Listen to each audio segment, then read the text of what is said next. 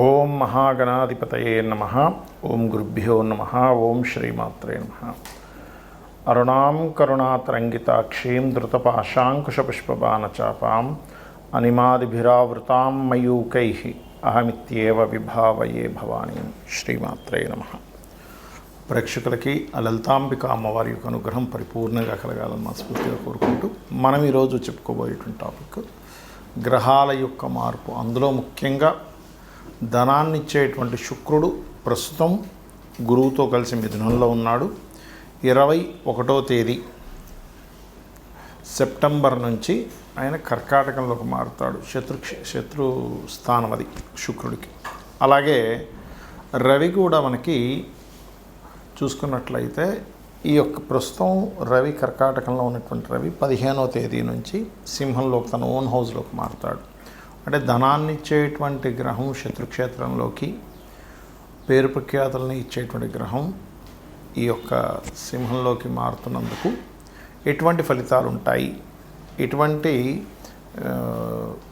విషయాల్లో మీరు జాగ్రత్తగా ఉండాలి అనేటువంటి అంశాలు మరియు రెమెడీస్ ఏం చేసుకోవాలి, పరిహారం ఏం చేసుకుంటే బాగుంటుంది అనేటువంటివి చెప్తుంది నేనైనప్పటికీ కూడా చెప్పిస్తుంది సాక్షాత్ లలిత అమ్మవారికి భావిస్తూ ఒక్కొక్క లగ్నము లేదా రాశి గురించి తెలుసుకుందాం.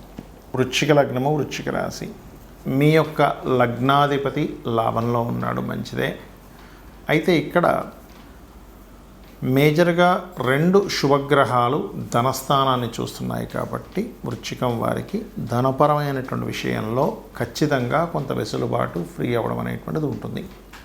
అయితే ఇక్కడ భాగ్యస్థానంలోకి 21 సెప్టెంబర్ నుంచి శుక్రుడు భాగ్యంలోకి వస్తున్నాడు.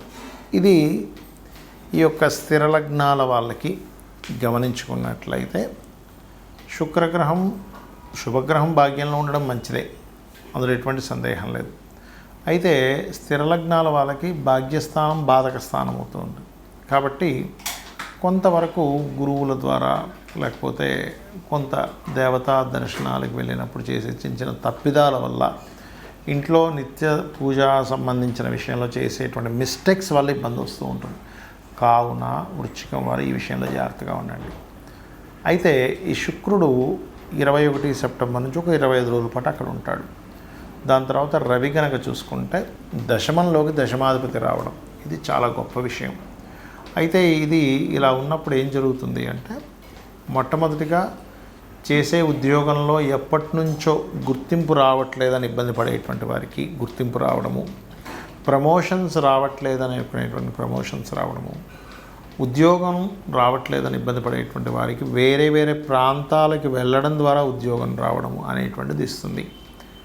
అయితే ఉద్యోగంలో కొంతవరకు ఈగో క్లాషెస్ కూడా ఉంటాయి. దశమంలో సహజంగా రవి ఉన్నప్పుడు కేతువు కూడా ఉన్నాడు కాబట్టి. బట్ ఒకటేంటంటే గుర్తింపు, ప్రమోషను, మీకు ఉద్యోగం రావడము, ఉద్యోగం కోసం చేసే ప్రయత్నం కూడా ఆదివారం మంగళవారం ప్రయత్నం చేయండి.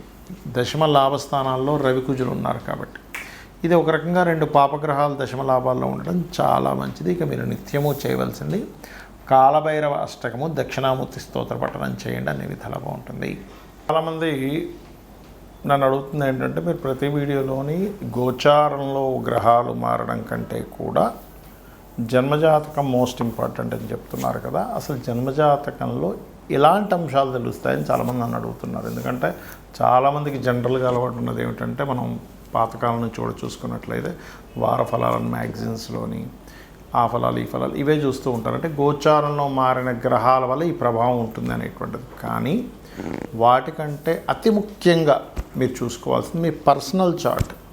మనం ఎటువంటి కర్మ చేయడం వల్ల మనం ఈ జన్మని ఎత్తాము, ఇంత గొప్ప జన్మను తీసుకున్నాము. మనుష్య జన్మ ఎత్తడమే చాలా గొప్పది, గుర్తుపెట్టుకోండి. అలాంటప్పుడు మనకి 12 భావాలు ఉంటాయి, లగ్నం నుంచి 12 హౌజెస్. ఈ 12 హౌజెస్ వల్ల మనకు కలిగేది ఏమిటి, తెలుసుకునేది ఏమిటి అంటే, మీ లగ్నము అనేటువంటిది ఒకటి ఉంటుంది. ఆ లగ్నాన్ని బట్టి మనిషి ఎంత స్ట్రాంగ్గా ఉన్నాడా, వీక్గా ఉన్నాడా, మనిషి యొక్క పేరు ప్రఖ్యాతులు కానివ్వండి, లైఫ్లో ఎదిగేటువంటి విషయం కానివ్వండి, ఏ ప్లానెట్స్ వల్ల మీకు వస్తాయి, మీరు అది రావడానికి ఏ ఉపాసన చేయాలనేది చాలా స్పష్టంగా మీ లగ్న భావాన్ని బట్టి తెలుస్తుంది. అలాగే ధనం విషయంలో చాలామంది ఇప్పుడు ఇబ్బంది పడుతుంది ఏంటంటే, ఫైనాన్షియల్గా ఖర్చులు ఏమో పెరిగిపోయాయి, వచ్చే ధనం ఏమో తగ్గిపోయింది. అంటే ఏమిటి, మీరు వెళ్ళాల్సిన మార్గంలో మీరు వెళ్ళటం లేదు, అందుకే మీకు ధనం రావట్లేదు. గుర్తుపెట్టుకోండి. అంటే మీ ధనాధిపతి ఏ రంగాల్లో ఉన్నాడో, ఏ రంగాల ద్వారా ధనయోగాన్ని ఇస్తున్నాడో తెలుసుకుంటే మీ యొక్క జన్మజాతకంలో అది తెలుసుకొని కనుక చిన్నప్పటి నుంచే ఆ సెక్టార్స్లో మీరు కనుక విద్యాభ్యాసం చేయడము, దానికి సంబంధించిన స్కిల్స్ నేర్చుకుంటూ ఉన్నట్లయితే ఖచ్చితంగా మీరు ఒక మంచి స్టేజ్కి వెళ్తారు. అలా కాకుండా చూడండి, కొంతమంది ఇంజనీరింగ్ చదివానండి, అకౌంట్స్లోకి వెళ్ళి స్థిరపడ్డానండి అంటుంటాడు. ఇంజనీరింగ్ చదివిన అన్ని సంవత్సరాలు వేస్ట్ అయిపోయింది. సో ఈ యొక్క విషయాలు ముఖ్యంగా తెలుసుకోవాలి. ఇక మరొక విషయం ఏంటంటే, సహోదరులతో ఎందుకు పడదు, మనం చేసే ప్రయత్నం ఎందుకు సక్సెస్ అవ్వట్లేదు, మూడో భావంలో ఉంటుంది. మనకి గృహయోగం వచ్చేస్తుందా లేదా, చాలామంది గృహం కొనుక్కున్నప్పుడల్లా డౌన్ఫాల్ అవుతుంటారు. ఎందుకంటే చతుర్థ భావం పాడవుతుంది, లేదా ఎడ్యుకేషన్ డిస్టర్బ్ అవుతూ ఉంటుంది. మదర్తో పడదు, మాతృ వియోగాలు, మాతృదోషాలు ఉంటుంటాయి, పితృదోషం, మాతృదోషం అని. ఆ రకంగా 4000 బట్టి అంటే మీరు ఏ ఫేజింగ్ తీసుకుంటే బాగుంటుంది అనేటువంటి విషయం మీ జన్మజాతకము, మీ పేరులోని మొదటి అక్షరం ద్వారా తెలుస్తుంది. సంతాన యోగాలు, లేదా ఫ్రెండ్స్, లేదా షేర్ మార్కెట్లో కలిసి వస్తుందా లేదా, పంచమం బాగుంటేనే షేర్ మార్కెట్, లేదంటే రాజకీయంగా నేను వెళ్దామనుకుంటున్నాను, పంచమం బాగుండాలి. గుర్తుపెట్టుకోండి. 6వ స్థానం కనుక మీకు బాగుంది, శత్రువుపై మీరు చేయగలుగుతుంది, లేకపోతే శత్రువుల ద్వారా మీరు ఇబ్బంది పడతారు. గుర్తుపెట్టుకోండి. డైలీ లైఫ్ కూడా 6వ స్థానంలో తెలుస్తూ ఉంటుంది. అదేవిధంగా వివాహ స్థానం, అసలు ఎప్పుడు వివాహం అవుతుంది, ఎలాంటి భార్య భర్త వస్తారనేది 7వ స్థానం బట్టి తెలుస్తుంది. లైఫ్లో పజిల్స్ అనుకోండి, ట్విస్ట్లు అనుకోండి, మార్పులు అనుకోండి, ఇవన్నీ కూడా 8వ స్థానంలో ఉంటాయి. ఆకస్మికంగా లాభాలు కానివ్వండి, ఆకస్మికంగా నష్టాలు కానివ్వండి, అది ఎప్పుడుందో తెలుసుకుంటే మీరు ఆ టైంలో చేసే ఇన్వెస్ట్మెంట్ మీకు లాభము ఇస్తుంది. ఆ టైంలో చేయకుండా ఉండడం వల్ల నష్టం కలగకుండా ఉంటుంది. గుర్తుపెట్టుకోండి. అదేవిధంగా తండ్రి, హైయర్ ఎడ్యుకేషన్, ఇవన్నీ 9వ స్థానంలోని.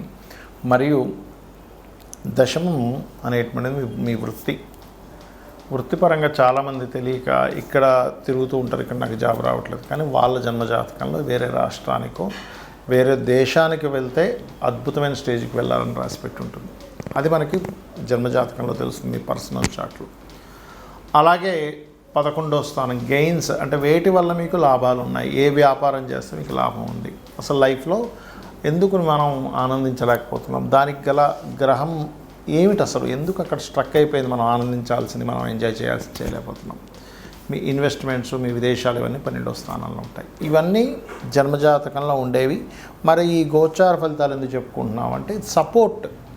అంటే ఇప్పుడు మనం చేసేటువంటి ఒక బిజినెస్ అనుకున్నాం, ఆ బిజినెస్కి ఇప్పుడు ఉండే మార్కెట్ సపోర్ట్గా ఉందా లేదా. అంటే ఒక ఉదాహరణకి ఒక స్కూల్ బ్యాగులు అమ్మాలనుకున్నాడు, లేకపోతే స్కూల్ డ్రెస్సులు అమ్మాలనుకున్నాడు ఒక వ్యక్తి. ఆయన స్కూల్స్ స్టార్ట్ అయిపోయిన తర్వాత పెట్టడం వల్ల ఏ ఉపయోగం ఉండదు. స్కూల్స్ స్టార్ట్ అవ్వకముందు ఒక 3 నెలలు ముందు నుంచి అమ్మితే ఉపయోగం ఉంటుంది. ఏంటంటే దట్ ఈజ్ మార్కెట్ అంటారు. అంటే బయట ఉన్నటువంటి సిచ్యువేషన్స్, బయట ఉండేటువంటి డిమాండ్ని బట్టి మనం ఎలా అయితే బిజినెస్ స్టార్ట్ చేస్తామో, అలాగే మీ గోచార గ్రహాలు ఎంతవరకు సపోర్ట్ చేస్తున్నాయి దాన్ని బట్టి. అలాగే గోచారంలో మనకి దేశకాల పరిస్థితులు కూడా. ఇప్పుడు చూడండి, మనకి రవి సింహంలోకి వస్తాడు సెప్టెంబర్ 15 నుంచి. మనం మామూలుగా గతంలో కూడా చెప్పుకుంది ఏమిటి, పర్టికులర్గా ఇప్పుడు బంగారం రేటు ఫ్లక్చువేట్ అవుతూనే ఉంటుంది. ఆ 1,00,000 దగ్గర అటు ఇటు కొట్టుకులాడుతూ ఉంటుంది. గడిచిన 6-7 నెలల్లో ఎలా అయితే 60-70 ఉన్నది 1,00,000కి వచ్చేసింది, కానీ అంత ముందుకు వెళ్ళదని చెప్పుకున్నాం. అలాగే అవుతుంది. కానీ ఈ సెప్టెంబర్ 15వ తేదీ నుంచి అక్టోబర్ 15 మధ్యలో మాత్రం రైజ్ అవుతుంది, కానీ తర్వాత మళ్ళీ తిరుగుతూ ఉంటుంది అటు ఇటు. అలాగే మనకి భూముల రేట్లు కూడా బాగా పెరుగుతాయి. గుర్తుపెట్టుకోండి. అది ఈ రాబోయే 1.5 year చక్కగా పెరుగుతూ ఉంటుంది. కానీ రాబోయే 1.5 year ఒక్క ఈ మంత్లో తప్ప మిగతా అంతా కూడా అక్కడక్కడే తిరుగుతూ ఉంటుంది గోల్డ్ రేట్. అలాగే మనకి అక్టోబర్, నవంబర్ మాసాల్లో గురువు ఎప్పుడైతే కర్కాటకంలోకి వస్తున్నాడో వెండి రేటు బ్రహ్మాండంగా పెరుగుతుంది. ఇవన్నీ ఏం చెప్తాం, గోచారంలో ఉన్న గ్రహాల వల్ల మనకి. ఇప్పుడు చూడండి, ఇప్పుడు కుజుడు కన్యలోకి ఎంటర్ అయ్యాడు, మంచి మంచి అటాక్స్ జరుగుతాయి. ఇది మన ఉగ్రవాదుల మీద కావచ్చు, వాటి మీద కావచ్చు. కన్యలోకి కుజుడు ఎంటర్ అవ్వగానే మనకి ఎప్పుడు ఎంటర్ అవుతున్నాడు ఆయన అంటే 28 ఆగస్టు 28వ తేదీ ఎంటర్ అవుతున్నాడు. 28వ తేదీ ఎంటర్ అవ్వగానే మంచి అటాక్ జరుగుతుంది ఈ ఉగ్రవాదుల మీద కానివ్వండి, వాటి మీద కానివ్వండి. ఎందుకంటే ఈ సంవత్సరం బుధుడయ్యాడు సైన్యాధిపతి, దాని మీద కుజుడు వచ్చాడు. ఇలాగా గోచారం ఫలితం ఈజ్ డిఫరెంట్, ఫోరా ఈజ్ డిఫరెంట్, సిద్ధాంత భాగం ఈజ్ డిఫరెంట్, ఇట్లా రకరకాలుగా ఉంటుంది. కాబట్టి ఇవి తెలుసుకొని మీ యొక్క జీవితాన్ని ఆనందమయంగా చేసుకుంటారని, ఆ అమ్మవారి అనుగ్రహం మీకు పరిపూర్ణంగా కలగాలని మనస్ఫూర్తిగా కోరుకుంటూ శ్రీమాత్రే నమః.